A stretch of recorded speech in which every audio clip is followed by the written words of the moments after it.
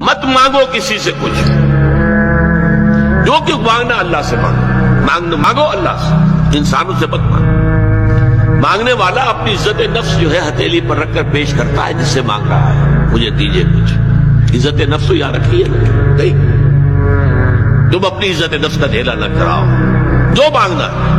حضور نے فرمایا کہ اگر جوتے باندھنے کا فیتا جو ہے وہ تمہیں چاہیے، اللہ سے مانگو۔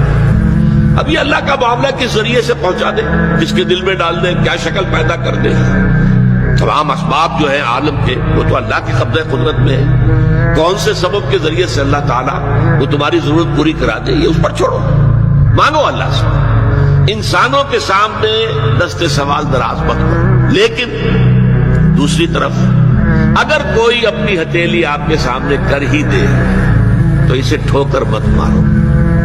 اس نے عزت نفس جو ہے اپنی ہتھیلی پر رکھ کر آپ کے سامنے رکھ دی ہے۔ اب تمہاری مروت، تمہاری شرافت کا تقاضا یہ ہے کہ اما السائل فلا تنہر، اب انہیں جھڑکنا نہیں ہے، ڈانٹ ڈپٹ نہیں کرنا، بلکہ یہ بھی آیا ایک حدیث میں کہ تم دو، کچھ نہ کچھ دو، سائل کا ہاتھ خالی نہ لوٹاؤ۔